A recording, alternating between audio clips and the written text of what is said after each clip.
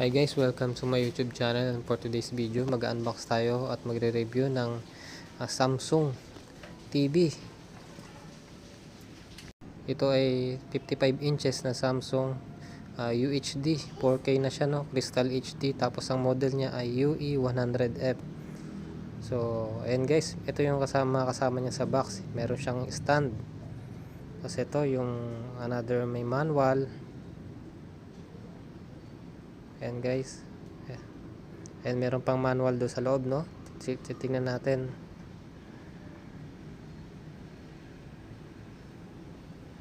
Ito yung remote nya guys, no?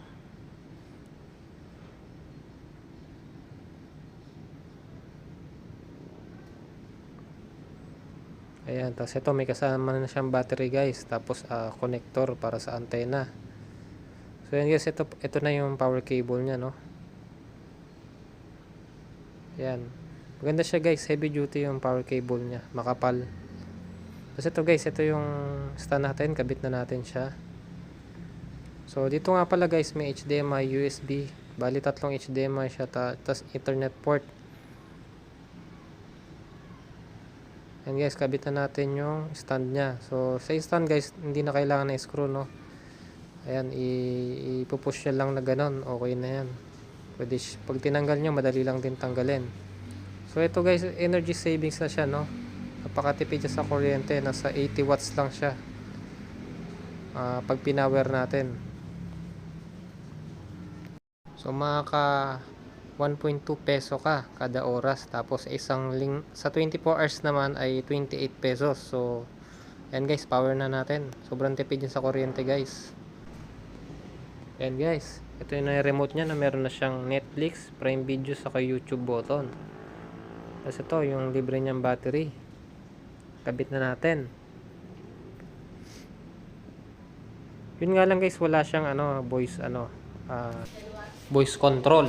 So yan guys, so dahil hindi naman siya guys Google TV, so wala siyang voice control. So ang OS nito guys ay Tizen OS, so exclusively lang sa mga Samsung na TV. So pag nag-install kayo guys ng mga APK, mga Android application, kahit ilagay nyo yan sa flash drive nyo, ay hindi yan gagana talaga dito guys. So ang makapagana lang guys yung mga media, tulad ng mga video, MP4, mga MP3.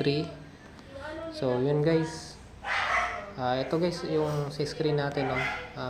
Pwede kayo mag sign in sa Samsung, pero pwede nyo i-cancel muna yan guys, tapos disregard muna natin yon, later na lang natin i-install. So dito guys, okay lang naman, no? Tapos yan, start na tayo guys, no?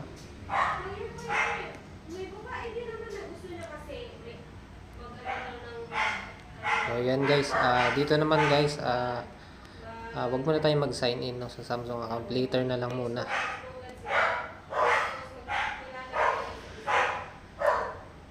So yan guys, proceed lang tayo guys, later natin to, pwede natin i-set up yan later. So yan guys, andito na tayo sa mismong ito sa dashboard, no? So yan, kung makikita nyo, wala siyang Google, no? So pero marami siyang application guys na supported sa Tizen OS ni Samsung.